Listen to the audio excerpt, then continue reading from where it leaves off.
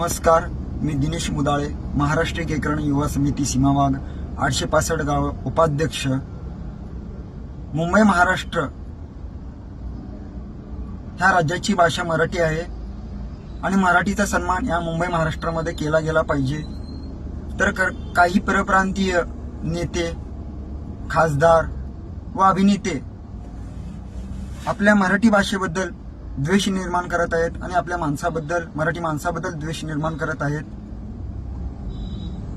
आता परप्रांतीय अभिनेता दिनेश लाल यादव याने आपल्या मराठी माणसाबद्दल आणि भाषेबद्दल वक्तव्य केलं आहे, ते बघा तुम्ही. करते हैं वो गंदी राजनीति की खूबी है, खासियत है, क्योंकि ये तोड़ने की राजनीति है. आप राजनीति करिए पर जोड़ने की राजनीति करिए, तोड़ने की नहीं. तो मुझे लगता है अगर कोई इस तरह की बात करता है और किसी में दम है तो हमको महाराष्ट्र से निकाल के दिखाए. अगर मराठी नहीं बोलते, मैं नहीं बोलता हूँ मराठी, मुझे निकाल के दिखाओ. कोई मैं किसी भी नेता को खुला चैलेंज देता हूँ कि अगर तुम्हारे अंदर दम है तो मैं मराठी नहीं बोलता हूँ, महाराष्ट्र से निकाल के दिखाओ मुझे, रहता हूँ मैं. तो ये गंदी राजनीति नहीं करनी चाहिए, मेरा ये कहना है. हा दिनेश लाल यादवचा व्हिडिओ आहे, त्याच्याबद्दल दोन शब्द.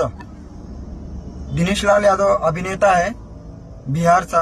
तो बोलतोय मराठी मला येत नाही, कोणा नेत्यामध्ये दम असेल तर मला महाराष्ट्र बाहेर काढून दाखवावे.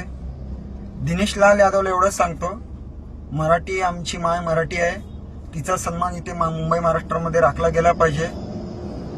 दिनेश लाल यादव याला एवढंच सांगतो, जिथे हा भेटेल मनसे स्टाईलने त्याला मारण्यात येईल. दिनेश लाल यादव हा भडवास आला, किती गर्वाने मस्तीने सांगतो की मला मराठी येत नाही, कोणात हिंमत असेल तर मला महाराष्ट्राबाहेर काढून दाखवावे. अरे तुमचं बिहार बघा, साल्या खंडाण्या गोळ्या करायचं बिहार आहे, तिथे सुविधा नाही, विकास होत नाही, डेव्हलपमेंट होत नाही. तुमची आई घाला ना तिकडे.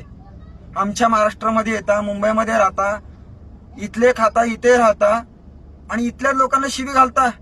अरे हिंमत असेल तर तिकडे जावा, तिकडे घाला काशी.